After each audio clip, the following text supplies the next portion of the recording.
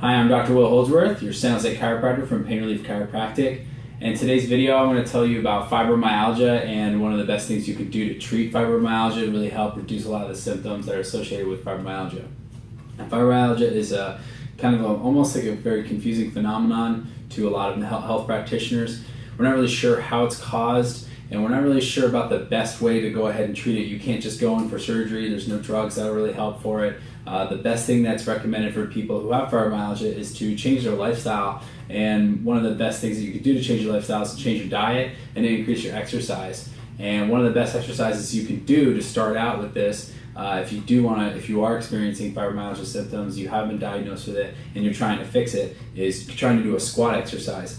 And now, to do a proper squat, you can do a squat without even joining a gym. You can do squats at home. You can do them in the office like I'm doing them here. It's really kind of simple. It's just a body weight exercise.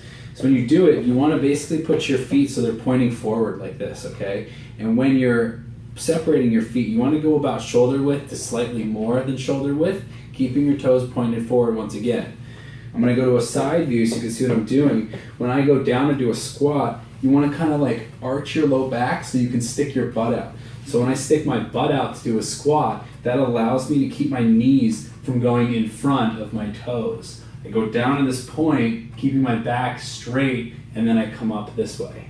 And when you do this exercise, you're going to do this multiple times over and over again. Do it about 10 reps, 3 sets of that. So you do 10 times of a squat, take a break, and then do 10 more, take a break, and then do 10 more. You can work up to this. You can try out different types of reps and set patterns, and you can go to a gym too if you really wanted to and get the bar down there and do the squat like that as well.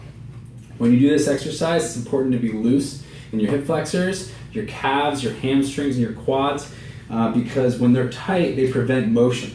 So like, for example, I'll just go quickly with the calves. If they're too tight, you can't get your knees to stay behind your feet. They're going to want to go over like this because the calves go from the knee to the ankle and to the foot. And if they're tight, they will prevent your ankle from going up like this, which is happening. It's dorsiflexion, and the knee flexion as well. So if I'm too tight, this is a shorter distance than this, as you can see. Calves are a longer distance here, shorter distance here. So get stretching in your calves, get stretching in your hip flexors and your hamstrings before you do this exercise.